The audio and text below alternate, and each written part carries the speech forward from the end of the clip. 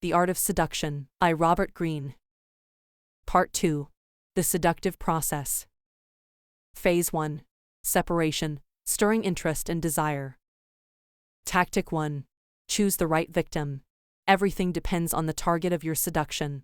Study your prey thoroughly, and choose only those who will prove susceptible to your charms. The right victims are those for whom you can fill a void, who see in you something exotic. They are often isolated or at least somewhat unhappy, or perhaps because of recent adverse circumstances, or can easily be made so. For the completely contented person is almost impossible to seduce. The perfect victim has some natural quality that attracts you. The strong emotions this quality inspires will help make your seductive maneuvers seem more natural and dynamic. The perfect victim allows for the perfect chase. Symbol. Big game. Lions are dangerous. To hunt them is to know the thrill of risk. Leopards are clever and swift, offering the excitement of a difficult chase. Never rush into the hunt. Know your prey and choose it carefully. Do not waste time with small game, the rabbits that back into snares, the mink that walk into a scented trap. Challenge is pleasure. Tactic 2. Create a false sense of security.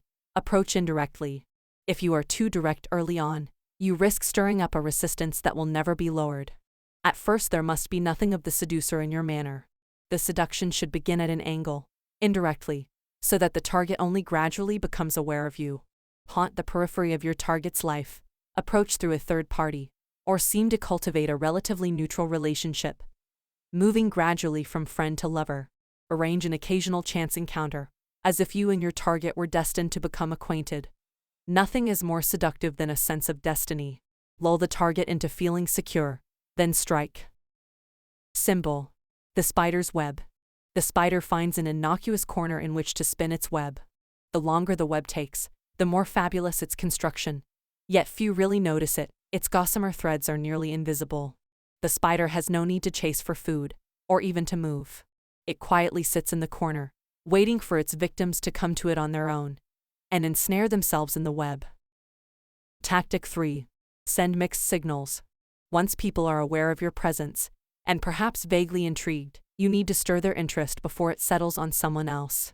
What is obvious and striking may attract their attention at first, but that attention is often short-lived. In the long run, ambiguity is much more potent. Most of us are much too obvious. Instead, be hard to figure out. Send mixed signals, both tough and tender, both spiritual and earthy, both innocent and cunning. A mix of qualities suggests depth, which fascinates even as it confuses. An elusive, enigmatic aura will make people want to know more. Drawing them into your circle, create such a power by hinting at something contradictory within you. Symbol. The theater curtain. On stage, the curtain's heavy deep red folds attract your eye with their hypnotic surface. But what really fascinates and draws you in is what you think might be happening behind the curtain. The light peeking through. The suggestion of a secret, something about to happen. You feel the thrill of a voyeur about to watch a performance. Tactic 4. Appear to be an object of desire. Create triangles. Few are drawn to the person whom others avoid or neglect. People gather around those who have already attracted interest. We want what other people want. To draw your victims closer and make them hungry to possess you, you must create an aura of desirability, of being wanted and courted by many. It will become a point of vanity for them to be the preferred object of your attention, to win you away from a crowd of admirers. Manufacture the illusion of popularity by surrounding yourself with members of the opposite sex. Friends, former lovers, present suitors. Create triangles that stimulate rivalry and raise your value. Build a reputation that precedes you. If many have succumbed to your charms, there must be a reason. Symbol. The trophy. What makes you want to win the trophy, and to see it as something worth having, is the sight of the other competitors. Some, out of a spirit of kindness, may want to reward everyone for trying, but the trophy then loses its value. It must represent not only your victory, but everyone else's defeat. Tactic 5. Create a need. Stir anxiety and discontent. A perfectly satisfied person cannot be seduced. Tension and disharmony must be instilled in your target's minds. Stir within them feelings of discontent, an unhappiness with their circumstances and with themselves. Their life lacks adventure. They have strayed from the ideals of their youth. They have become boring. The feelings of inadequacy that you create will give you space to insinuate yourself, to make them see you as the answer to their problems. Pain and anxiety are the proper precursors to pleasure. Learn to manufacture the need that you can fill. Symbol: Cupid's arrow. What awakens desire in the seduced is not a soft touch or a pleasant sensation. It is a wound. The arrow creates a pain, an ache, a need for relief. Before desire there must be pain. Aim the arrow at the victim's weakest spot, creating a wound that you can open and reopen. Tactic 6. Master the art of insinuation. Making your targets feel dissatisfied and in need of your attention is essential. But if you are too obvious, they will see through you and grow defensive. There is no known defense, however, against insinuation. The art of planting ideas in people's minds by dropping elusive hints that take root days later, even appearing to them as their own idea. Insinuation is the supreme means of influencing people. Create a sublanguage, bold statements followed by retraction and apology, ambiguous comments, banal talk combined with alluring glances. That enters the target's unconscious to convey your real meaning. Make everything suggestive. Symbol: the seed. The soil is carefully prepared. The seeds are planted months in advance. Once they are in the ground, no one knows what hand threw them there. They are part of the earth. Disguise your manipulations by planting seeds that take root on their own. Tactic 7. Enter their spirit. Most people are locked in their own worlds, making them stubborn and hard to persuade. The way to lure them out of their shell and set up your seduction is to enter their spirit. Play by their rules. Enjoy what they enjoy. Adapt yourself to their moods. In doing so you will stroke their deep-rooted narcissism and lower their defenses. Hypnotized by the mirror image you present, they will open up, becoming vulnerable to your subtle influence. Soon you can shift the dynamic. Once you have entered their spirit you can make them enter yours. At a point when it is too late to turn back. Indulge your target's every mood and whim, giving them nothing to react against or resist. Symbol: the hunter's mirror. The lark is a savory bird, but difficult to catch. In the field, the hunter places a mirror on a stand. The lark lands in front of the glass, steps back and forth, entranced by its own moving image and by the imitative mating dance it sees performed before its eyes. Hypnotized, the bird loses all sense of its surroundings, until the hunter's net traps it against the mirror. Tactic 8. Create temptation. Lure the target deep into your seduction by creating the proper temptation, a glimpse of the pleasures to come. As the serpent tempted Eve with the promise of forbidden knowledge, you must awaken a desire in your targets that they cannot control. Find that weakness of theirs, that fantasy that has yet to be realized, and hint that you can lead them toward it. It could be wealth, it could be adventure, it could be forbidden and guilty pleasures. The key is to keep it vague. Dangle the prize before their eyes, postponing satisfaction, and let their minds do the rest. The future seems ripe with possibility. Stimulate a curiosity stronger than the doubts and anxieties that go with it, and they will follow you. Symbol: the apple in the Garden of Eden. The fruit looks deeply inviting, and you are not supposed to eat of it. It is forbidden, but that is precisely why you think of it day and night. You see it but cannot have it, and the only way to get rid of this temptation is to yield and taste the fruit. Phase 2. Lead astray, creating pleasure and confusion. Tactic 9. Keep them in suspense. What comes next? The moment people feel they know what to expect from you, your spell on them is broken. You have ceded them power. The only way to lead the seduced along and keep the upper hand is to create suspense. A calculated surprise. People love a mystery, and this is the key to luring them further into your web. Behave in a way that leaves them wondering, what are you up to? Doing something they do not expect from you will give them a delightful sense of spontaneity. They will not be able to foresee what comes next. You are always one step ahead and in control. Give the victim a thrill with a sudden change of direction. Symbol: the roller coaster. The car rises slowly to the top, then suddenly hurtles you into space. Whips you to the side, throws you upside down. In every possible direction. The riders laugh and scream. What thrills them is to let go, to grant control to someone else, who propels them in unexpected directions. What new thrill awaits them around the next corner? Tactic 10. Use the demonic power of words to sow confusion. It is hard to make people listen. They are consumed with their own thoughts and desires, and have little time for yours. The trick to making them listen is to say what they want to hear, to fill their ears with whatever is pleasant to them. This is the essence of seductive language. Inflame people's emotions with loaded phrases, flatter them, comfort their insecurities. Envelop them in fantasies, sweet words, and promises. And not only will they listen to you, they will lose their will to resist you. Keep your language vague, letting them read into it what they want. Use writing to stir up fantasies and to create an idealized portrait of yourself. Symbol: the clouds. In the clouds it is hard to see the exact forms of things. Everything seems vague. The imagination runs wild, seeing things that are not there. Your words must lift people into the clouds, where it is easy for them to lose their way. Tactic 11. Pay attention to detail. Lofty words and grand gestures can be suspicious. Why are you trying so hard to please? The details of a seduction, the subtle gestures, the offhand things you do, are often more charming and revealing. You must learn to distract your victims with a myriad of pleasant little rituals, thoughtful gifts tailored just for them, clothes and adornments designed to please them, gestures that show the time and attention you are paying them. All of their senses are engaged in the details you orchestrate. Create spectacles to dazzle their eyes, mesmerized by what they see. They will not notice what you are really up to. Learn to suggest the proper feelings and moods through details.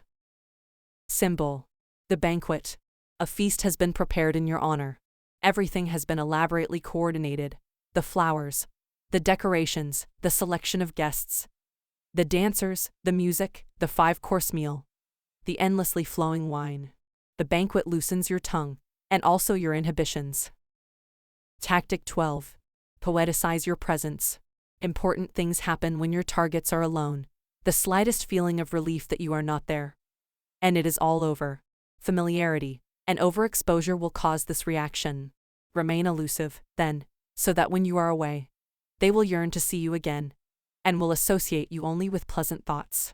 Occupy their minds by alternating an exciting presence with a cool distance, exuberant moments followed by calculated absences. Associate yourself with poetic images and objects, so that when they think of you, they begin to see you through an idealized halo. The more you figure in their minds, the more they will envelop you in seductive fantasies. Feed these fantasies by subtle inconsistencies and changes in your behavior. Symbol: the halo. Slowly, when the target is alone, he or she begins to imagine a kind of faint glow around your head, formed by all of the possible pleasures you might offer. The radiance of your charged presence, your noble qualities. The halo separates you from other people. Do not make it disappear by becoming familiar and ordinary. Tactic 13. Disarm through strategic weakness and vulnerability. Too much maneuvering on your part may raise suspicion. The best way to cover your tracks is to make the other person feel superior and stronger. If you seem to be weak, vulnerable, enthralled by the other person, and unable to control yourself, you will make your actions look more natural, less calculated. Physical weakness, tears, bashfulness, paleness will help create the effect. To further win trust, exchange honesty for virtue. Establish your sincerity by confessing some sin on your part. It doesn't have to be real. Sincerity is more important than goodness. Play the victim, then transform your target's sympathy into love. Symbol: the blemish. A beautiful face is a delight to look at, but if it is too perfect it leaves us cold, and even slightly intimidated. It is the little mole, the beauty mark, that makes the face human and lovable. So do not conceal all of your blemishes. You need them to soften your features and elicit tender feelings. Tactic 14. Confuse desire and reality. The perfect illusion. To compensate for the difficulties in their lives, people spend a lot of their time daydreaming, imagining a future full of adventure, success, and romance. If you can create the illusion that through you they can live out their dreams, you will have them at your mercy. It is important to start slowly, gaining their trust, and gradually constructing the fantasy that matches their desires. Aim at secret wishes that have been thwarted or repressed, stirring up uncontrollable emotions, clouding their powers of reason. The perfect illusion is one that does not depart too much from reality, but has a touch of the unreal to it. Like a waking dream, head the seduced to a point of confusion in which they can no longer tell the difference between illusion and reality. Symbol: Shangri-La. Everyone has a vision in their mind of a perfect place where people are kind and noble, where their dreams can be realized and their wishes fulfilled, where life is full of adventure and romance. Lead the target on a journey there. Give them a glimpse of Shangri-La through the mists on the mountain, and they will fall in love. Tactic 15. Isolate the victim. An isolated person is weak. By slowly isolating your victims, you make them more vulnerable to your influence. Their isolation may be psychological. By filling their field of vision through the pleasurable attention you pay them, you crowd out every thing else in their mind. They see and think only of you. The isolation may also be physical. You take them away from their normal milieu. Friends, family, home. Give them the sense of being marginalized, in limbo. They are leaving one world behind and entering another. Once isolated like this, they have no outside support, and in their confusion they are easily led astray. Lure the seduced into your lair, where nothing is familiar. Symbol. The Pied Piper. A jolly fellow in his red and yellow cloak, he lures the children from their homes with the delightful sounds of his flute. Enchanted, they do not notice how far they are walking, how they are leaving their families behind. They do not even notice the cave he eventually leads them into, and which closes upon them forever. Phase 3. The Precipice, deepening the effect through extreme measures. Tactic 16. Prove yourself. Most people want to be seduced.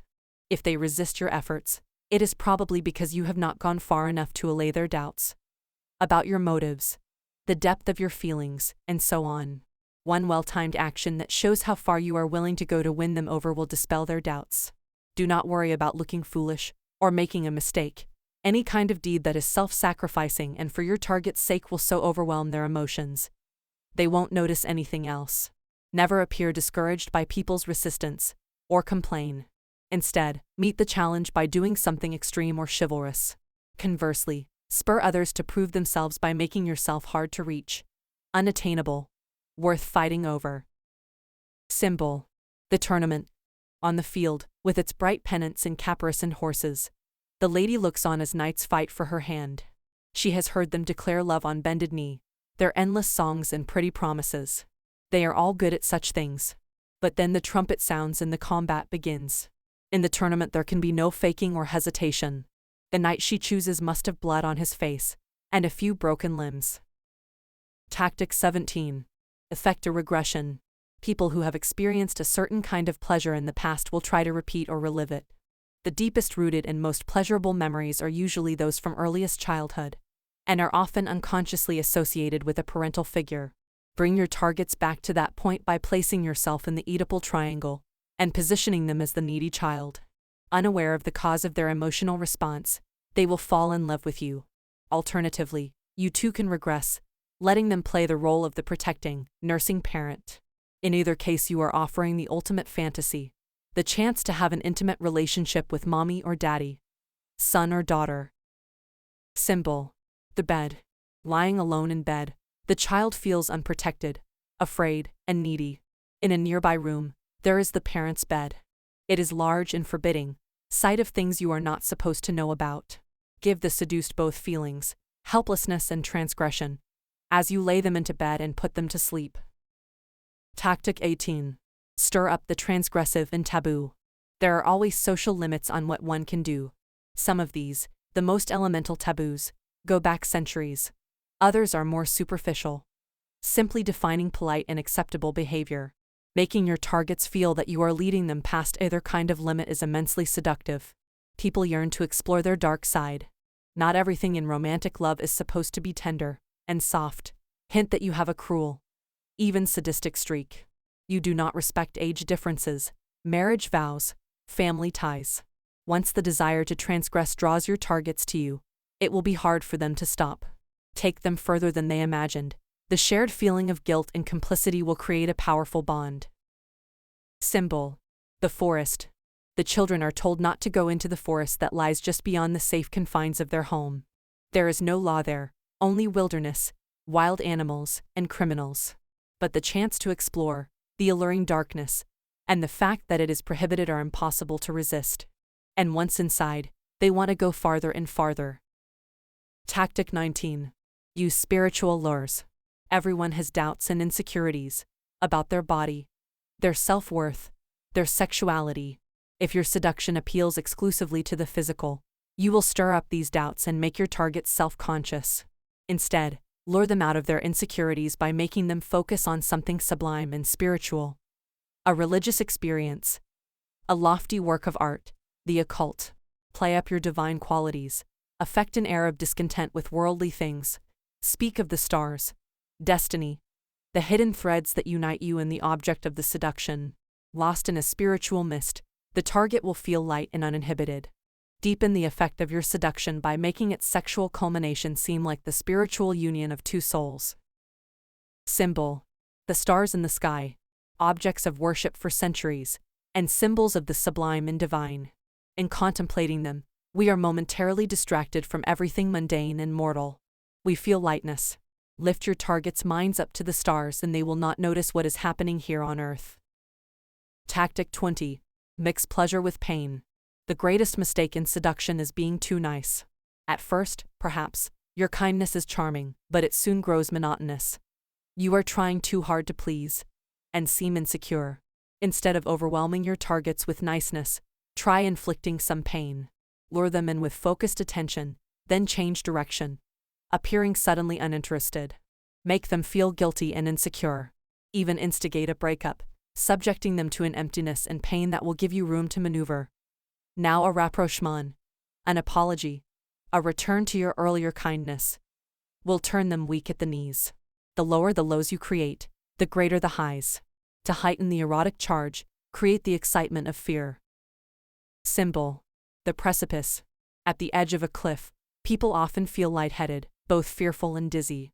For a moment they can imagine themselves falling headlong. At the same time, a part of them is tempted. Lead your targets as close to the edge as possible, then pull them back. No thrill without fear. Phase 4. Moving in for the kill. Tactic 21. Give them space to fall. The pursuer is pursued. If your targets become too used to you as the aggressor, they will give less of their own energy, and the tension will slacken. You need to wake them up, turn the tables. Once they are under your spell, take a step back and they will start to come after you. Begin with a touch of aloofness, an unexpected non-appearance, a hint that you are growing bored. Stir the pot by seeming interested in someone else. Make none of this explicit, let them only sense it and their imagination will do the rest. Creating the doubt you desire. Soon they will want to possess you physically, and restraint will go out the window. The goal is to have them fall into your arms of their own will. Create the illusion that the seducer is being seduced. Symbol: the pomegranate. Carefully cultivated and tended, the pomegranate begins to ripen. Do not gather it too early or force it off the stem. It will be hard and bitter. Let the fruit grow heavy and full of juice, then stand back. It will fall on its own. That is when its pulp is most delicious. Tactic 22. Use physical lures. Targets with active minds are dangerous. If they see through your manipulations, they may suddenly develop doubts. Put their minds gently to rest, and waken their dormant senses by combining a non-defensive attitude with a charged sexual presence. While your cool, nonchalant air is calming their minds and lowering their inhibitions, your glances, voice, and bearing, oozing sex and desire, are getting under their skin, agitating their senses and raising their temperature. Never force the physical. Instead, infect your targets with heat. Lure them into lust. Lead them into the moment, an intensified present in which morality, judgment, and concern for the future all melt away, and the body succumbs to pleasure. Symbol: the raft. Floating out to sea, drifting with the current. Soon the shoreline disappears from sight, and the two of you are alone. The water invites you to forget all cares and worries, to submerge yourself. Without anchor or direction, cut off from the past, you give in to the drifting sensation and slowly lose all restraint. Tactic 23. Master the art of the bold move. A moment has arrived. Your victim clearly desires you, but is not ready to admit it openly, let alone act on it. This is the time to throw aside chivalry, kindness, and coquetry and to overwhelm with a bold move. Don't give the victim time to consider the consequences. Create conflict. Stir up tension, so that the bold move comes as a great release. Showing hesitation or awkwardness means you are thinking of yourself, as opposed to being overwhelmed by the victim's charms. Never hold back or meet the target halfway. under the belief that you are being correct and considerate. You must be seductive now, not political. One person must go on the offensive, and it is you. Symbol: the summer storm. The hot days follow one another, with no end in sight. The earth is parched and dry. Then there comes a stillness in the air, thick and oppressive, the calm before the storm. Suddenly gusts of wind arrive, and flashes of lightning, exciting and frightening, allowing no time to react or run for shelter. The rain comes, and brings with it a sense of release. At last. Tactic 24. Beware the after effects. Danger follows in the aftermath of a successful seduction. After emotions have reached a pitch, they often swing in the opposite direction, toward lassitude, distrust, disappointment. Beware of the long, drawn-out goodbye. Insecure. The victim will cling and claw, and both sides will suffer. If you are to part, make the sacrifice swift and sudden. If necessary, deliberately break the spell you have created. If you are to stay in a relationship, beware a flagging of energy, a creeping familiarity that will spoil the fantasy. If the game is to go on, a second seduction is required. Never let the other person take you for granted. Use absence. Create pain and conflict to keep the seduced on tenterhooks. Symbol: embers, the remains of the fire on the morning after. Left to themselves, the embers will slowly die out. Do not leave the fire to chance and to the elements. To put it out, douse it, suffocate it, give it nothing to feed on. To bring it back to life, fan it, stoke it, until it blazes anew. Only your constant attention and vigilance will keep it burning. Please buy the book to support the author, and learn more about the dangers, interpretation, keys to the character, keys to seduction, reversals, seductive environment, seductive time, and soft seduction, or the soft sell. Thank you so much for listening.